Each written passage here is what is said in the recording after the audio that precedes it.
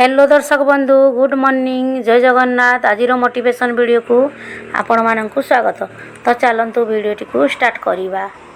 Number 1 सकाळु उठी निज दुई हाथर पापुली को देखिले बहुत शुभ होई थाई मने रखंतु। नंबर 2 चुचुंद्रा घरे देखिले लक्ष्मींकर आगमन र सूचना मिली थाई। नंबर 3 घरे बुढ़ियाणी जाल हेले ताहा अशुभ होई थाई। नंबर 4 बेंग बोबाइले वर्षा हेबार सूचना मिली थाई।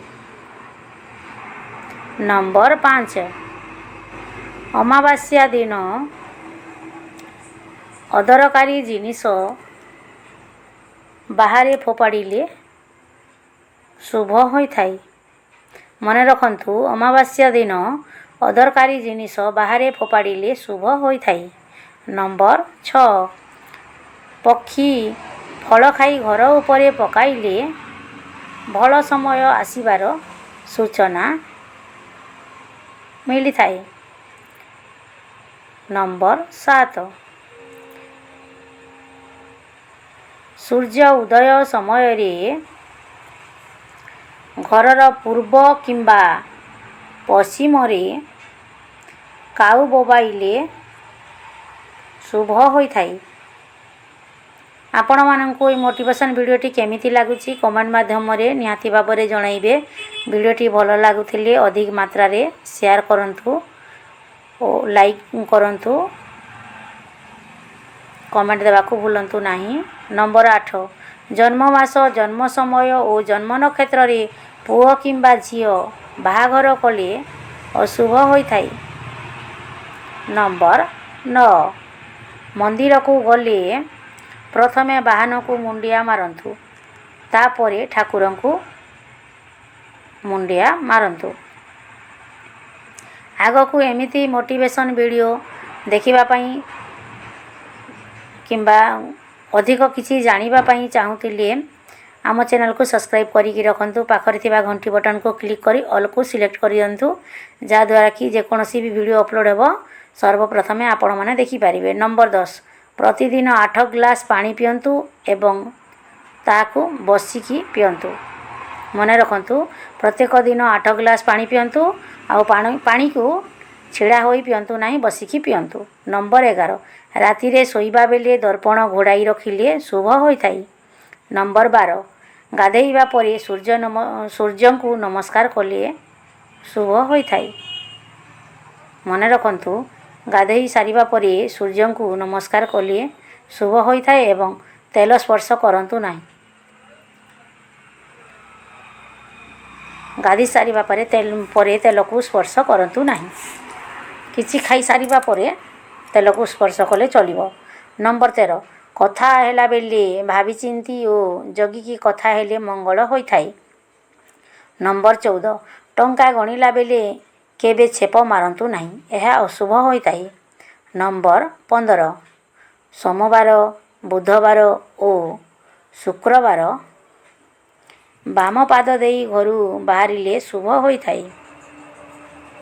नंबर 16 मंगलवार गुरुवार शनिवार ओ रविवार डाहाण पाद देई घरु बाहरिले शुभ होई थाई। नंबर 17 गाई आखिरु लुह देखिले बा गाई बोबाइबा देखिले विपद आसीबार सूचना मिली थाई। नंबर 18 कला पेचा घर उपरे बसिले अशुभ सूचना मिली थाई। नंबर 19 बिछा देखिले बहुत शुभ होई थाई एवं बिछा केबे मारंतु नाही। नंबर 20 भोजन करिबा समय रे गामुछा किंबा टोपी मुंडरे पिंधंतु नाही। नंबर 21 मंदिरर देवता पूर्वमुखा ओ ଘରର ଠାକୁର ପଶ୍ଚିମ ମୁଖା ହୋଇଥିଲେ ଶୁଭ ହୋଇଥାଏ। ନମ୍ବର 22 ବାରମ୍ବାର ଚର୍ମ ରୋଗ ହେଉଥିଲେ ମଙ୍ଗଳବାର ଦିନ ମାଟିରେ ମୁଣ୍ଡ ଲଗାଇ ମୁଣ୍ଡିଆ ମାରିଲେ ଦୂର ହୋଇଥାଏ। ନମ୍ବର 23 ବାସନ ମାଜିଲା ବେଳେ ବାସନର ଶବ୍ଦ ଅଧିକ ହେଲେ ଅଶୁଭ ହୋଇଥାଏ। ନମ୍ବର 24 ବାରମ୍ବାର କ୍ରୋଧ ଆସୁଥିଲେ ଦିନକୁ 8-10 ଥର ପାଦ ଧୋଇଲେ ତାହା ଦୂର ହୋଇଥାଏ। ନମ୍ବର 25 ସେଜରୁ ଉଠିଲା ପରେ ବିଛଣା ଅସଜଡ଼ା ରଖିଲେ ଶନି ଏବଂ ରାହୁଙ୍କ କୁଦୃଷ୍ଟି ପଡ଼େ। ନମ୍ବର 26 ଖାଇ ବସିବା ବେଳେ ଲୁଣ ତଳେ ପକାନ୍ତୁ ନାହିଁ କିମ୍ବା ଲୁଗାରେ ଲୁଣ ପୋଛନ୍ତୁ ନାହିଁ, ଋଣ ବଢ଼ିଥାଏ।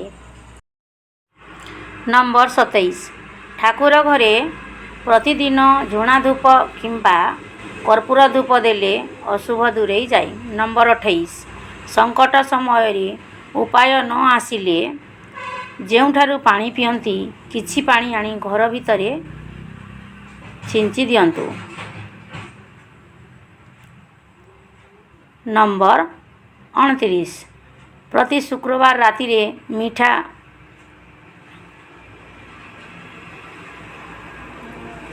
ଖାଇଲେ ଶୁଭ ହୋଇଥାଏ। ନମ୍ବର 30 ରୋଷେଇ ଘର, ଭଣ୍ଡାର ଘର, ଧନ ରଖୁଥିବା ଘର, ମନ୍ଦିର ଏବଂ ତୀର୍ଥସ୍ଥଳକୁ ଜୋତା ପିନ୍ଧି ଯାଆନ୍ତୁ ନାହିଁ। ନମ୍ବର 31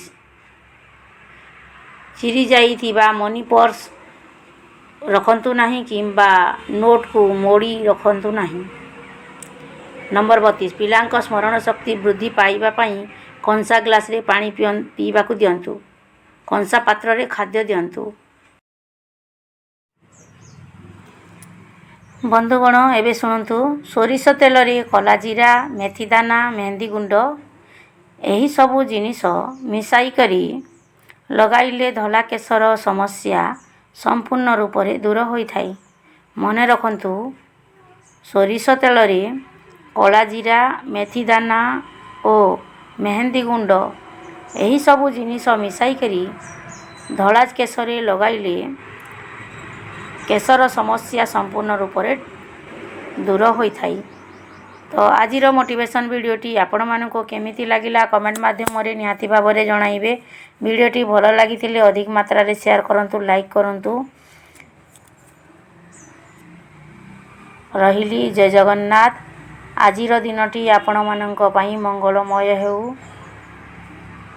ନେକ୍ସଟ ଭିଡ଼ିଓ ଆସନ୍ତାକାଲି ଆସିବ, ତ ଦେଖିବାକୁ ଜମାରୁ ବି ଭୁଲିବେ ନାହିଁ। ଆଉ ଯେଉଁମାନେ ଚ୍ୟାନେଲରେ ନୂଆ ଆସିଯାଇଛନ୍ତି ଚ୍ୟାନେଲଟିକୁ ସବସ୍କ୍ରାଇବ୍ କରିକି ରଖନ୍ତୁ। ପାଖରେ ଥିବା ଘଣ୍ଟି ବଟନକୁ କ୍ଲିକ୍ କରି ଅଲ୍କୁ ସିଲେକ୍ଟ କରିଦିଅନ୍ତୁ, ଯାହାଦ୍ୱାରା କି ଯେକୌଣସି ବି ଭିଡ଼ିଓ ଏହି ଚ୍ୟାନେଲରେ ଅପଲୋଡ଼ ହେବ ସର୍ବପ୍ରଥମେ ଆପଣମାନେ ଦେଖିପାରିବେ।